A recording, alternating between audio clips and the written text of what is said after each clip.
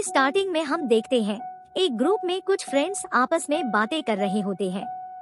एक लड़की जिसका नाम अथीना होता है वो अपने फ्रेंड्स को बताती है कि हंट की डेट करीब आ रही है और लोगों को मारने से अच्छा आइडिया और कुछ भी नहीं हो सकता, यानी यहाँ पर साफ साफ इंसानों को मारने की बात हो रही थी। इसके बाद हमें एक सीक्रेट एरिया दिखाया जाता है जहाँ पर हम कुछ लोगों को देखते हैं। ये लोग असल में एक ही ग्रुप के मेंबर्स थे। तभी वहाँ एक आदमी आता है जो काफी डरा और काफी घबराया हुआ होता है और साथ में वो कंफ्यूज भी होता है कि आखिर वो यहाँ पर कैसे पहुँचा है और वो यहाँ पर कैसे लाया गया। एक आदमी उसके पास आकर उसे समझाने की कोशिश करता है और उसे नीचे फर्श पर लेटा देता है। नीचे लेटा देने के बाद वह उसकी गर्दन में एक पैन दे मारता है जिससे उसका काफी ज्यादा खून बह जाता है, लेकिन वो आदमी फिर भी खुद को सेव करने की कोशिश करता है। उन लोगों का शोर सुनकर खुद अथीना वहाँ पर आ जाती है। अथीना उस आदमी के पास जाकर अपनी सैंडल की हील ही उसकी आंख में घुसा देती है जिससे मौके पर ही उस आदमी की मौत हो जाती है और अथीना अपनी सैंडल की हील से उसकी आंख हटाती है। फिर हम एक लड़की को देखते हैं जिसकी आंख खुलती है और वो देखती है कि वो एक जंगल में है और उसके मुंह को एक फट्टे से बांधा गया है। उस लड़की के अलावा वहाँ पर और भी बहुत से लोग थे जिन्हें प्रिजन्स बनाकर वहाँ पर लाया गया था। उस जंगल के साथ एक खुला एरिया होता है जिसके बिल्कुल बीच में ही काफी बड़ा वुडन बॉक्स पड़ा था। उनमें से एक आदमी उस वुडन बॉक्स के पास जाकर उसे ओपन करता है जिसमें से एक छोटा सा पिग्गी बाहर आता है। उसके अलावा उस बॉक्स में काफी ज्यादा हथियार भी थे जिन्हें वह सब ले लेते हैं। उस लड़की को वहाँ पर चाबी मिलती है जिसकी हेल्प से सबके मुंह पर लगी हुई बेल्ट खोली जाती है। तभी अचानक से उन लोगों पर कोई फायरिंग करने लगता है और उस फायरिंग में सबसे पहले वो लड़की ही मरती है और वो फायरिंग कोई और नहीं बल्कि अथीना के ग्रुप के मेंबर्स ही कर रहे थे। उन लोगों में से एक आदमी नोटिस करता है कि ये फायरिंग काफी दूर से की जा रही है। एक औरत वहाँ से भागने की कोशिश करती है जो कि एक गड्ढे में गिर जाती है। एक आदमी उस लड़की की हेल्प करने के लिए जाता है और वह देखता है कि वो स्पाइक्स पर गिर गई है। वो उस लेडी को बाहर निकालता है और वो दोनों जंगल की तरफ भागने लगते हैं। लेकिन तभी उस आदमी का पाव बॉम्ब पर आ जाता है और वहाँ पर वह ब्लास्ट हो जाता है। वो आदमी तो वही मौके पर ही मर जाता है, लेकिन वो लेडी दोबारा से जाकर उस बीच में गिर जाती है। तभी एक दूसरा आदमी उस लेडी की हेल्प करने के लिए आता है, लेकिन उसकी हालत काफी खराब होती है क्योंकि उसकी बॉडी का नीचे वाला पार्ट ब्लास्ट हो चुका होता है। वो लेडीज आदमी से गन लेकर के खुद को शूट कर लेती है। फिर वो आदमी जंगल की तरफ भागता है जहाँ पर वो 3 लोगों से मिलता है। वो लोगों के सामने वायर की एक काफी बड़ी बाउंड्री आ जाती है और उनमें से 3 लोग तो उसे आसानी से क्रॉस कर लेते हैं, लेकिन एक आदमी पीछे ही रह जाता है और उस पर कोई तीर की बारिश कर देता है। वो आदमी वापस पीछे की तरफ भागता है ताकि वो उन लोगों को मार सके जो उस पर तीर मार रहे हैं, लेकिन वो कुछ भी नहीं कर पाता। उस पर और तीरों की बारिश हो जाती है और वो नीचे गिर जाता है। उसके पास 2 बॉम्ब आकर गिरते हैं जो कि ब्लास्ट हो जाते हैं और वो मर जाता है। वो तीनों सर्वाइवर्स एक शॉप में जाते हैं जहाँ पर वो एक आदमी और एक औरत से मिलते हैं। वो दोनों हस्बैंड वाइफ उस दुकान के मालिक होते हैं। दोनों आदमियों की दुकानदार से किसी बात पर बहस हो जाती है। जो फीमेल सर्वाइवर होती है वहाँ पर रखी गई फूड खा लेती है। उस फूड में भी जहर होता है, इसकी वजह से उसकी मौत हो जाती है। फिर हम देखते हैं कि दोनों दुकानदार ने मास्क पहन लिया था और वो पूरे स्टोर में जहरीली गैस फैला देते हैं जिससे उस दोनों सर्वाइवर्स की भी मौत हो जाती है। यहाँ पर साफ जाहिर हो जाता है कि वो दुकानदार भी अथीना के साथ ही मिले हुए थे। फिर वो अपने स्टोर को साफ करने लगते हैं। वो मरे हुए शरीर को भी कहीं पर छुपा देते हैं।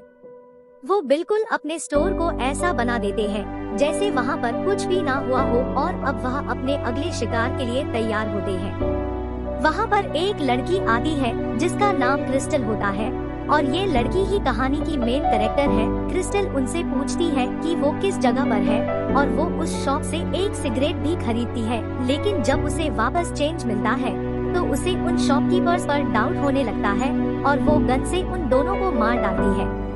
क्रिस्टल बाहर आकर एक ट्रक का नंबर प्लेट रिमूव करती है। उस नंबर प्लेट के पीछे एक और नंबर प्लेट होती है, जिससे उसे यकीन हो जाता है कि जो लोकेशन उसे बताई गई है वो गलत है। असल में वो किसी और ही जगह पर है जिसका उसे खुद भी नहीं पता। ट्रक में ही कुछ वायर भी मिलता है जो कि एक बम से ही कनेक्टेड होता है। तभी वहाँ पर एक आदमी आता है जिसका नाम गैरी होता है और क्रिस्टल उसे बताती है कि वो ट्रक ब्लास्ट हो सकता है और क्रिस्टल और गैरी वहाँ पर चलने लगते हैं। तभी क्रिस्टल वहाँ पर टॉयलेट करने लगती है। उनके सामने से एक ट्रेन गुजरती है और क्रिस्टल जल्दी से उस ट्रेन में चढ़ जाती है और उसको देखते ही देखते गैरी भी उस ट्रेन में चढ़ जाता है। वहाँ पर और लोग भी मिलते हैं जो कि रेफ्यूजीज थे। गैरी क्रिस्टल को बताता है कि ये लोग सिर्फ उन्हें गुमराह करने के लिए यहाँ पर आए हैं और कुछ भी नहीं, लेकिन क्रिस्टल उसकी बात पर बिलीव नहीं करती।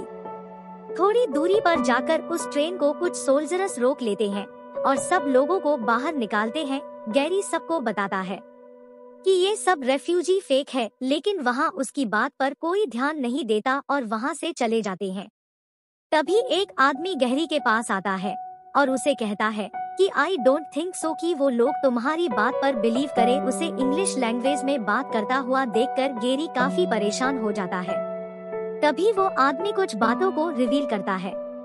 वो कहता है कि उसके अलावा सब लोग सारे रेफ्यूजीज असली है और वो सोल्जर्स भी असली है, लेकिन वह खुद एक एक्टर है जो कि एक हंटर है और उन लोगों के साथ ही मिला हुआ। इस बात पर गैरी काफी गुस्सा हो जाता है और झपट पड़ता है और उसकी पैंट की पॉकेट में एक बॉम्ब डाल देता है।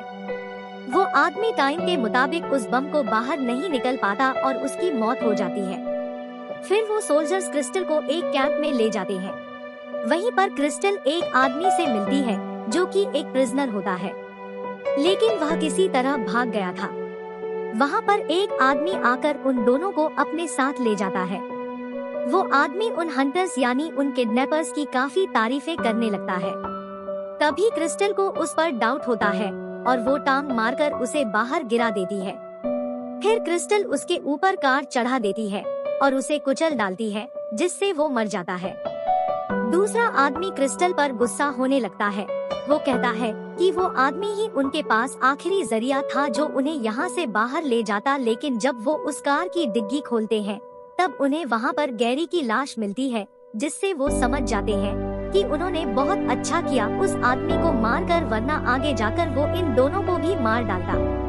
वो आदमी क्रिस्टल को बताता है कि जितने भी प्रिजन्स को यहाँ पर लाया गया था वो सब मारे गए हैं और सिर्फ वो दोनों ही बचे हैं। क्रिस्टल उसे कहती है कि जिन्होंने भी उसे यहाँ पर फंसाया है वो उन सबको मार डालेगी और अपनी वर्ड प्रूफ करने के लिए वो उसी टाइम बिल्कुल रैबिट की एक स्टोरी सुनाती है।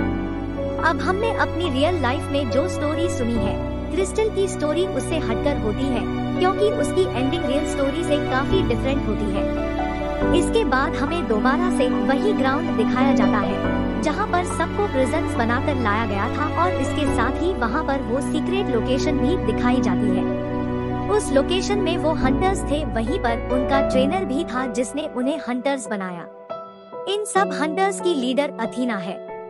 वो आदमी और क्रिस्टल भी वहाँ पर पहुँच जाते हैं और उस आदमी को वो पिग का बच्चा वहाँ पर मिल जाता है। उन लोगों को डिस्ट्रैक्ट करने के लिए वो पिग को वहाँ पर फेंकते हैं। क्रिस्टल अंदर आती है और वो एक एक करके उन हंटर्स को मार डालती है, लेकिन उन हंटर्स का ट्रेनर है जो कि अभी जिंदा होता है और वो क्रिस्टल पर अटैक कर देता है और उन दोनों की काफी फाइट होती है और क्रिस्टल उस ट्रेनर को भी मारने में कामयाब हो जाती है।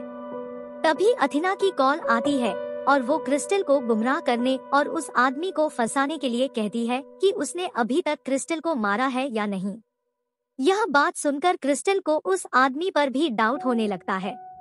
क्रिस्टल उस आदमी को कोई मौका नहीं देती कि वो ये साबित कर सके कि अथीना झूठ बोल रही है। क्रिस्टल उसे भी मार डालती है। फिर क्रिस्टल उस ट्रेनर के पास जाती है जो कि अभी जिंदा होता है और काफी इंजर्ड भी होता है। वह उसे अथीना की लोकेशन पूछती है और अथीना की लोकेशन लेने के बाद वो उसे भी मार डालती है।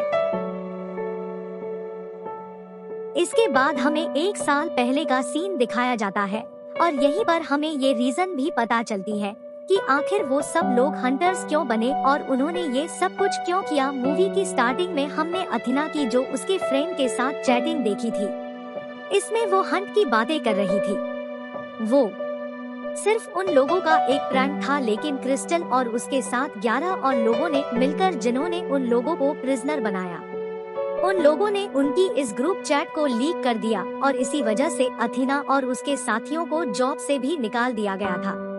अब पहले तो उन लोगों ने हंट को सिर्फ एक मजाक के तौर पर ही लिया था, लेकिन जब उनके साथ इतना बुरा हुआ तब उन्होंने ये बात डिसाइड कर ली कि वो इस मजाक को रियलिटी में बदल देंगे, क्योंकि उन्हें अपना बदला लेना था और इसीलिए उन लोगों ने उन सब लोगों को जो इसमें शामिल थे फंसाने के लिए ये ट्रैप किया। क्रिस्टल जब अथीना की लोकेशन पर पहुंचती है तब वो देखती है कि अथीना खाना बना रही है। उन दोनों की बातचीत होती है। अथीना क्रिस्टल को कहती है कि उसे उसके बारे में सब कुछ पता चल चुका है और वो उसकी फैमिली बैकग्राउंड का मजाक भी बनाती है। क्रिस्टल उसे कहती है कि वो जीस क्रिस्टल की तलाश कर रही है। वो ये नहीं है बल्कि वो किसी गलत क्रिस्टल को उठा लाई है। क्रिस्टल और अथीना के बीच काफी ज्यादा फाइट होती है और वो दोनों इंजर्ड हो जाती है और नीचे गिर जाती है। इसके बाद वो दोबारा फिर से उठती है और फाइट करने लगती है, लेकिन लास्ट में ये क्रिस्टल जीत जाती है। औरतें अथीना हार जाती है, अथीना मर जाती है और क्रिस्टल देखती है कि उसकी डेड बॉडी के पास एक रैबिट बैठा हुआ है। यानी यहाँ पर वो स्टोरी प्रूफ हो जाती है जो क्रिस्टल ने उस आदमी को सुनाई थी। वो अथीना के प्लेन में जाकर पायलट को टेक ऑफ करने के लिए कहती है। इसके साथ ही ये मूवी यहीं पर एंड हो जाती।